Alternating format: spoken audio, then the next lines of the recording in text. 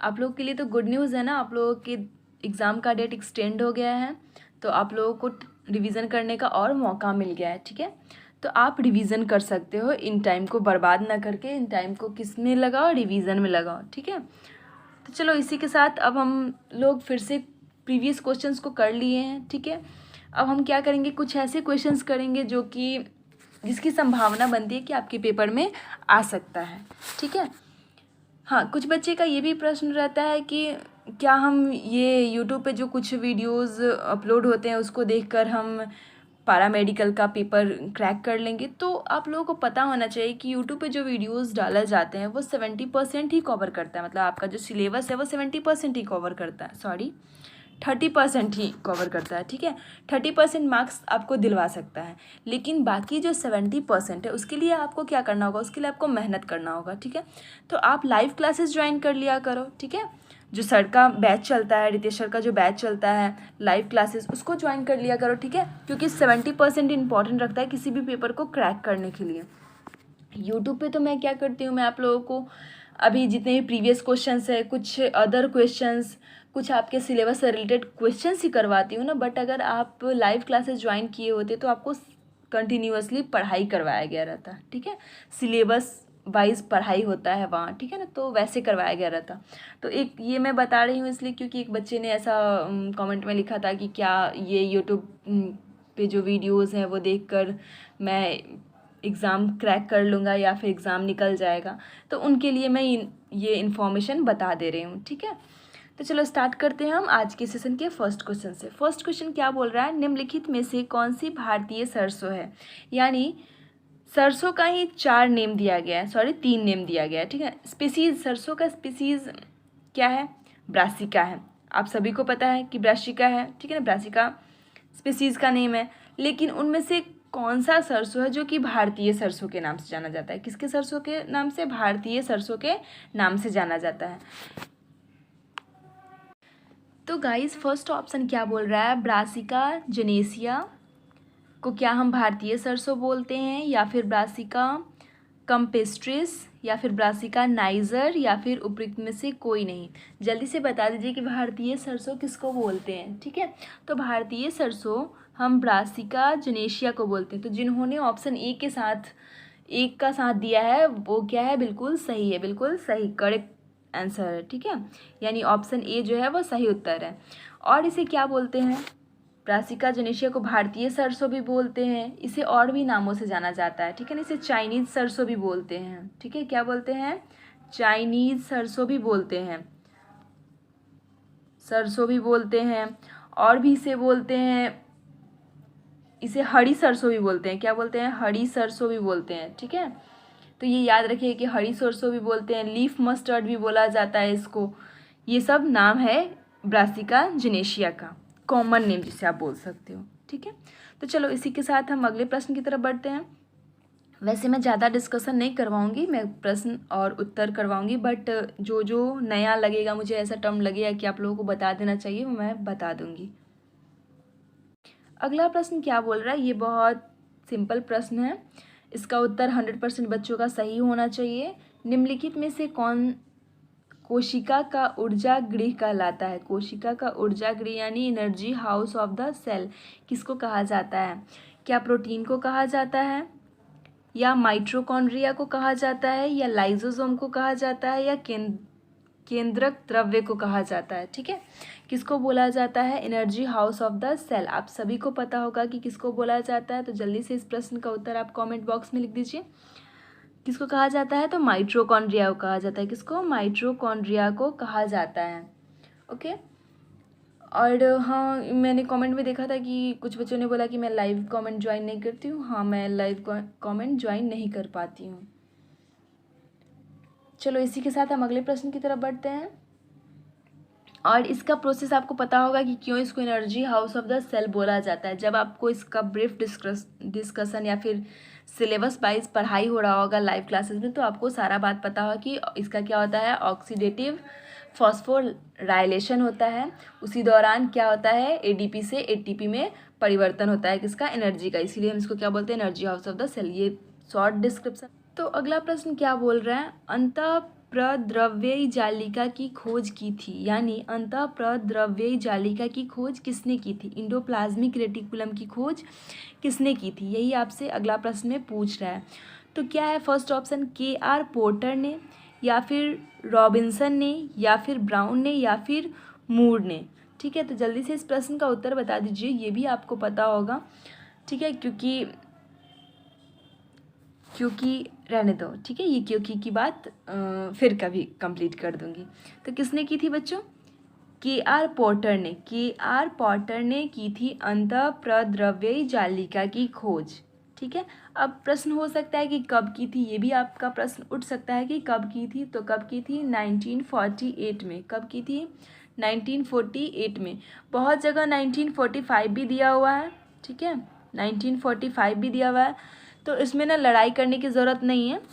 कुछ बच्चे बोलेंगे कि ये तो आंसर ही गलत है जैसा कि मैं देखती हूँ। ठीक है, और इसका ये जो यहाँ पे खोज कह रहा है, और इंडोप्लाज्मिक रेटिकुलम नाम जो दिया गया था वो कब दिया गया था, KR पोर्टर ने ही दिया था, लेकिन ये नाम कब दिया गया था, ये नाम 1953 में दिया गया था। ठीक है, 1953 में ये नाम दिया गया था इंडोप्लाज्मिक रेटिकुलम, पहले इसका नाम कुछ और था। ठीक है, चलो इसी के साथ हम आगे बढ़ते हैं। अब आपसे ये प्रश्न नहीं पूछा जाएगा, ये प्रश्न नहीं पूछा जाएगा कि कब की थी, क्योंकि इसमें ना झोल है।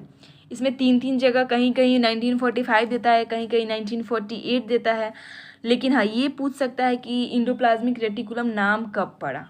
ठीक है, तो ये कब पड़ा था, 1953 में। वैसे बायो में जो डेट होता है, ईयर होता है, ये सब बहुत कम पूछता है, न कि बराबर पूछता है। ठीक है,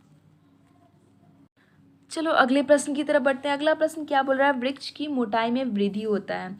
वृक्ष की मोटाई में वृद्धि किसकी वजह से होता है, ठीक है, यही आपसे पूछ रहा है। तो फर्स्ट ऑप्शन क्या बोल रहा है, अंतवेशी विभाज्योतक द्वारा, या फिर लेटरल मेरिस्टेम द्वारा, या फिर एपेक्स मेरिस्टेम द्वारा, या फिर पट्टिका विभाज्योतक द्वारा। जल्दी से बता दीजिए कि किसके द्वारा ट्री का थिकनेस बढ़ता है। ये क्वेश्चन मैं आपको बता चुकी हूँ, बट वहाँ जो ऑप्शन था वो आपका अलग था, ऑप्शन जो था वहाँ अलग था। ठीक है, ऑप्शन क्या था, वहाँ अलग था। तो यहाँ बता दीजिए क्या होगा। अगर आप लोग ऑप्शन उस बात को समझे होंगे तो यहाँ भी आप ऑप्शन सही ही टिक लगाओगे। ठीक है, तो क्या होगा, लेटरल मेरिस्टेम के द्वारा होता है। किसकी होता है, द्वारा होता है, लेटरल मेरिस्टेम के द्वारा क्या होता है, थिकनेस में इंक्रीज होता है। थिकनेस यानी ट्री का जो थिकनेस है वो बढ़ता है। ठीक है, इसी लेटरल को हम सेकेंडरी मेरिस्टेम भी बोलते हैं। क्या बोलते हैं, सेकेंडरी मेरिस्टेम भी बोलते हैं। ठीक है, चलो हम नेक्स्ट क्वेश्चन की तरफ बढ़ते हैं। अगला प्रश्न क्या पूछ रहा है, निम्नलिखित में से कौन सा पिरामिड सदैव सीधा होता है तथा कभी भी उल्टा नहीं पाया जाता है।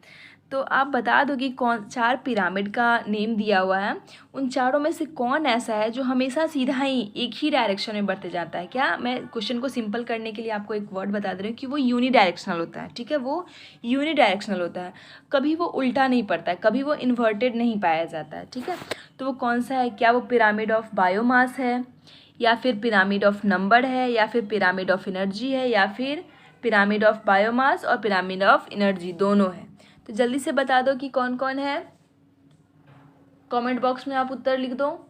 ठीक है, तो कौन सा है, ऊर्जा का पिरामिड यानी पिरामिड ऑफ एनर्जी। ठीक है, पिरामिड ऑफ एनर्जी जो है वो यूनिडायरेक्शनल होता है। जैसे मैंने यूनिडायरेक्शनल सोचा, उसी समय आपके दिमाग में ये आ गया होगा कि जो एनर्जी का पिरामिड होता है वो यूनिडायरेक्शनल होता है। ठीक है, वो कभी उल्टा नहीं पाया जाता है।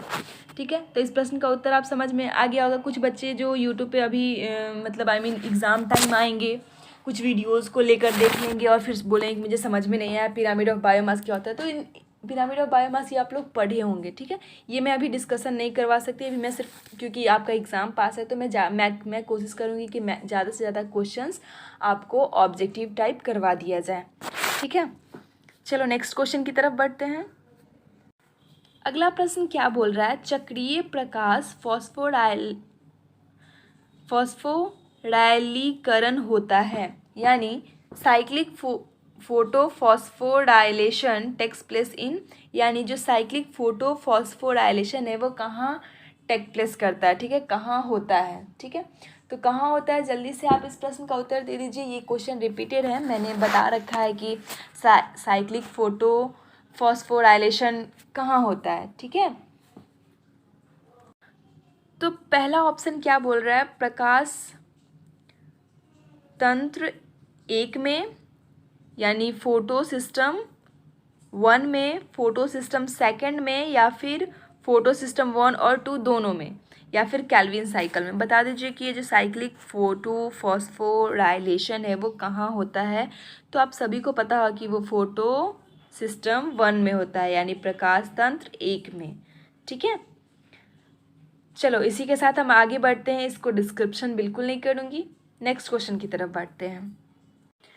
अगला प्रश्न क्या बोल रहा है, जूफिली से तात्पर्य है। जूफिली से तात्पर्य है मतलब, देखो यहाँ पे क्वेश्चन जो पूछता है ना वो थोड़ा अलग पूछता है। यहाँ पे आपसे प्रश्न ये पूछ सकता था सही वे में कि पॉलिनेशन टेक्स प्लेस बाय जू, मतलब जूफिली में जो पॉलिनेशन होता है वो किसके द्वारा होता है, ठीक है, ये एक सही उत्तर होता है। यहाँ तात्पर्य है तो यहाँ आपको समझना होगा कि जो ऑप्शन में पॉलिनेशन दे रहा है, पॉलिनेशन दे रहा है यानी क्या बोल रहा है, परागन जो होता है, ठीक है ना, इसके बारे में पूछ रहा है। तो आपको ऑप्शन से देखकर जूफिली का तो डिफिनीशन भी मीन्स मतलब पूछ दिया, तो आप डिफिनीशन बता दो, कुछ भी बता सकते हो, ठीक है।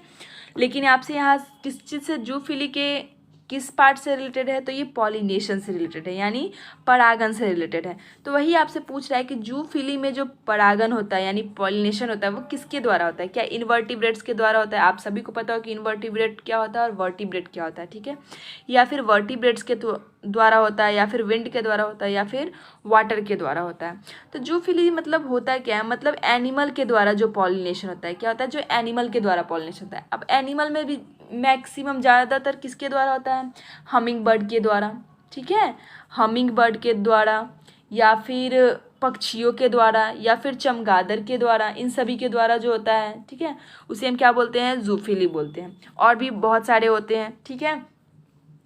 तो आपको बताना है कि ये पॉलिनेशन किसके द्वारा होता है। जब इन एनिमल्स का नाम आ गया यानी हमिंग बर्ड्स किस में आते हैं, वर्टिब्रेट्स में आते हैं। तो इस प्रश्न का उत्तर क्या होगा, पॉलिनेशन बाय वर्टिब्रेट्स यानी कशेरुकियों द्वारा परागन, ठीक है।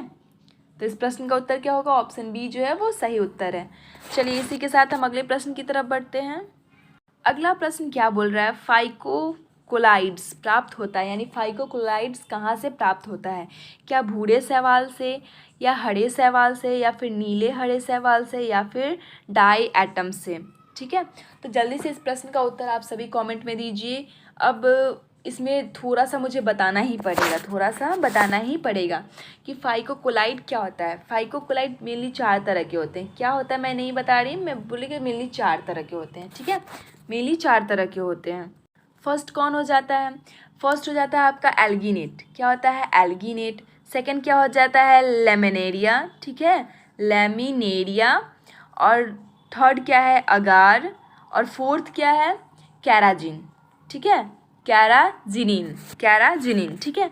तो बात करते हैं यहाँ पे, इसमें भी एक और इम्पॉर्टेंट पॉइंट है कि जो एल्गिनेट और लेमिनेरिया है, ये दोनों कहाँ से प्राप्त किए जाते हैं, ये ब्राउन एल्गी से प्राप्त किए जाते हैं। कहाँ से, भूरे शैवाल से यानी ब्राउन एल्गी से प्राप्त किए जाते हैं। लेकिन अगार और कैरागिनिन जो है ये दोनों किससे प्राप्त किए जाते हैं, ये लाल शैवाल यानी रेड एल्गी से। तो चलो अब हम देखेंगे क्या ब्राउन एल्गी और रेड एल्गी दोनों से प्राप्त किया जा रहा है क्या, फाइकोकोलाइड। तो देखते हैं ऑप्शन में क्या क्या दे रहा है। अगर दोनों होता तो ऑप्शन दोनों सही उत्तर होता, लेकिन यहाँ क्या दे रहा है, brown algae, green algae, blue green और डायटम यानी रेड एल्गी की जिक्र नहीं किया है। तो चलो हम डायरेक्ट सीधा इसका आंसर क्या लिख सकते हैं, ब्राउन एल्गी। क्या लिख सकते हैं, ब्राउन एल्गी, क्योंकि ब्राउन एल्गी से भी 2 तो पाया ही जा रहा है, 2 प्राप्त किया ही जा रहा है, ठीक है। तो ब्राउन एल्गी, इसी ऑप्शन में रेड एल्गी भी रहता तो दोनों आपका ऑप्शन सही होता। चलो इसी के साथ हम अगले प्रश्न की तरफ बढ़ते हैं। हाँ, तो अगला प्रश्न क्या बोल रहा है, कीप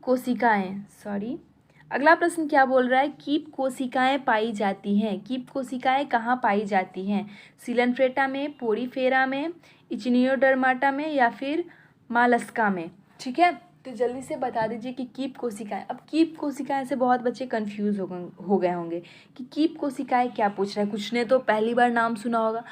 तो आप कॉलर सेल्स के बारे में तो जानते हैं ना, कॉलर सेल्स के बारे में, ठीक है, जिससे हम क्या बोलते हैं, हिंदी में भी इसे कॉलर सेल्स ही बोलते हैं, ठीक है। ये किस में पाई जाती है, ये भी की जगह ये रख लो, कॉलर कोशिकाएं किस में पाई जाती हैं। तो आप सभी को पता है कि कॉलर कोशिकाएं जो होती है वो पोरीफेराएं पाई जाती है। किसमें पाई जाती है? पोरीफेराएं पाई जाती है, ठीक है। तो इसका सही उत्तर क्या होगा? ऑप्शन बी जो है वो सही उत्तर होगा। पोरीफेरा में कॉलर सेल्स पाए जाते हैं। क्या पाए जाते हैं? कॉलर सेल्स पाए जाते हैं। अगर बात करें, हम हमेशा कंफ्यूज हो जाते हैं कॉलर सेल्स और कोरल्स में, ठीक है। मैं इसको रिपीट कर रही हूँ, अब मैं इसी तरह रिपीट कर रही हूँ। इस टॉपिक पे कोई कमेंट नहीं होना चाहिए, ठीक है ना। कोरल्स किस में पाए जाते हैं, ठीक है ना। ये मैं बार बार रिपीट कर रही हूँ क्योंकि आप ही के लिए बेनिफिट है, मेरा इसमें कोई बेनिफिट नहीं है, ठीक है। किसमें पाई जाती है? निडेरिया में पाई जाती है। कोरल्स निडेरिया में और कॉलर सेल्स पोरीफेरा में, ठीक है। तो चलो, अब आप लोगों को कन्फ्यूज़न दूर हो गया होगा। मेरा भी ये कभी कन्फ्यूज़न था, वो भी अब दूर हो गया, ठीक है। तो कीप कोशिकाएं को कॉलर सेल्स भी बोलते हैं, ये बात आपको पता होना चाहिए। और ये किसमें पाई जाती हैं? पोरीफेराएं पाई जाती हैं। चलिए, इसी के साथ हम अगले प्रश्न की तरफ बढ़ते हैं।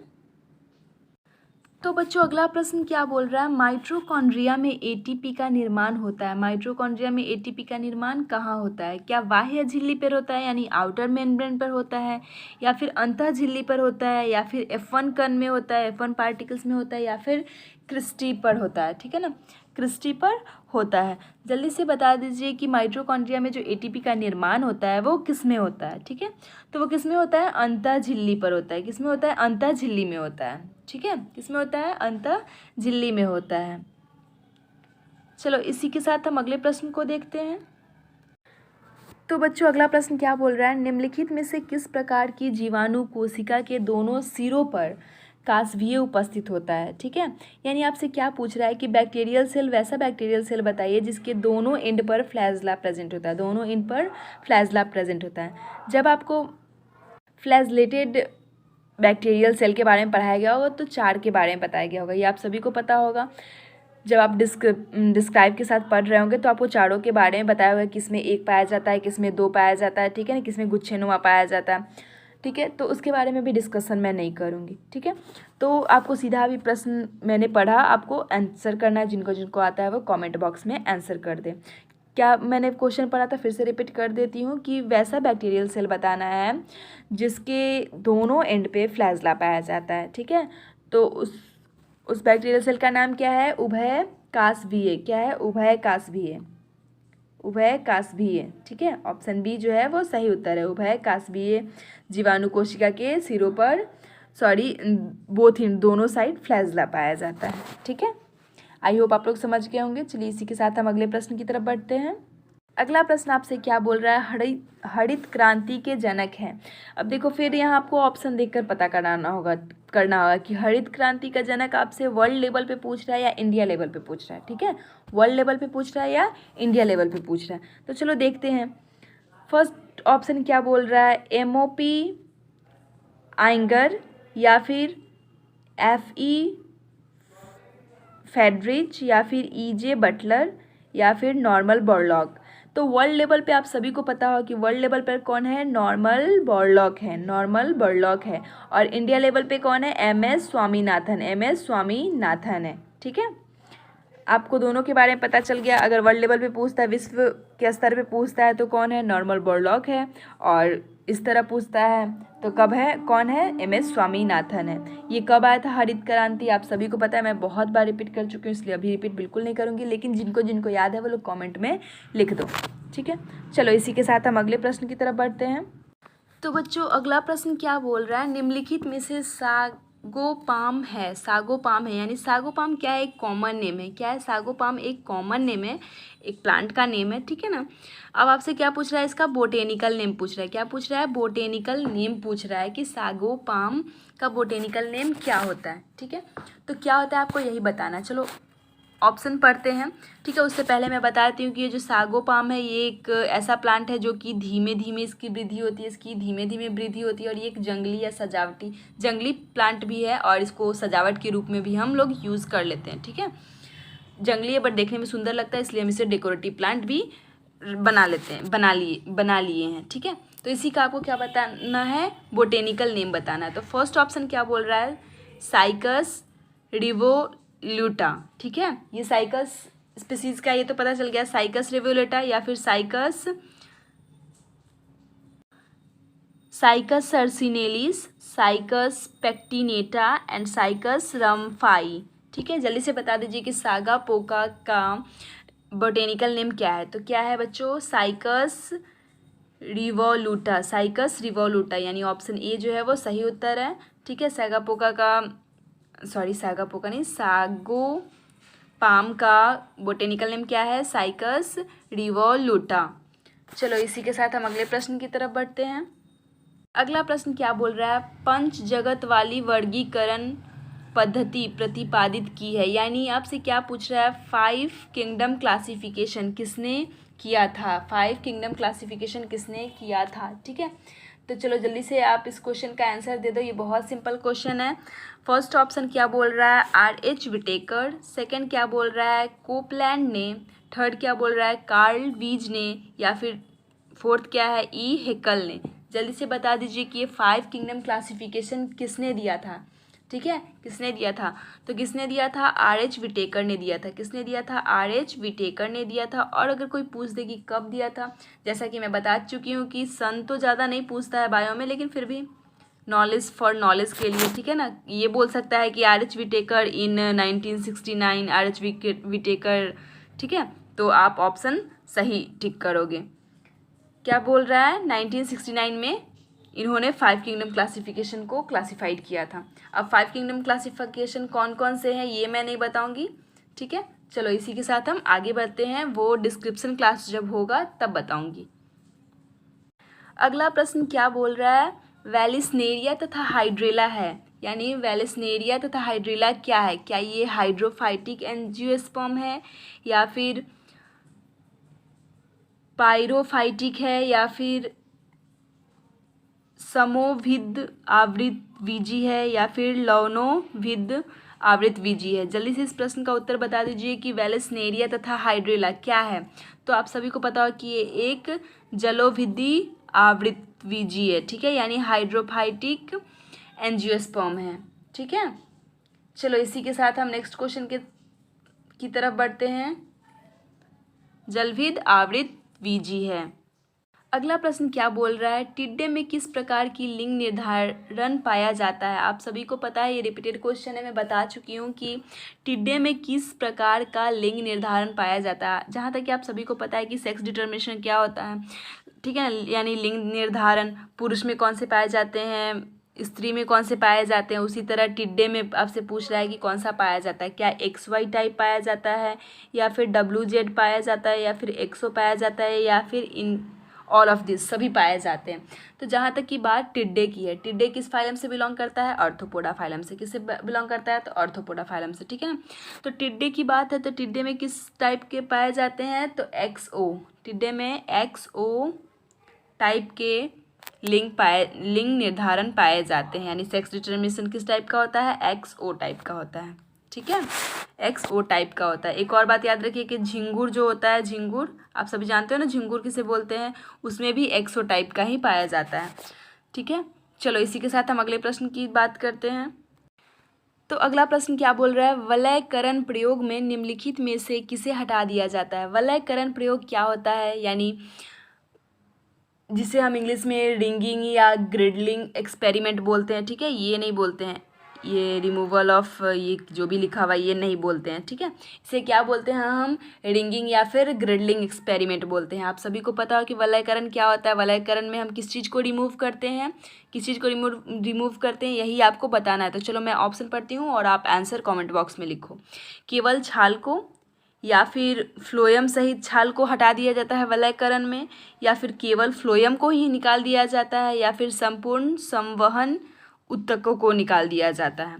तो जल्दी से बता दीजिए कि जब वलयकरण एक्सपेरिमेंट या फिर प्रयोग किया जाता है तो किसको रिमूव किया जाता है, किसको हटाया जाता है।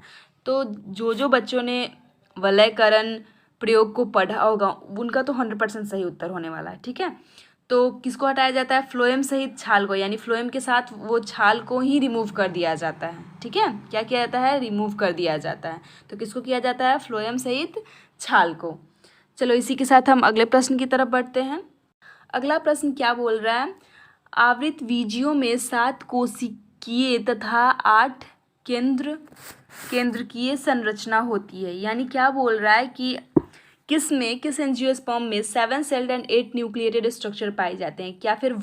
क्या वो भ्रूण कोश में पाई जाती है यानी एम्ब्रियो सैक में पाई जाती है, या फिर तना में पाया जाता है, या फिर भ्रूण में पाया जाता है, या फिर अंडन उपकरण में पाया जाता है।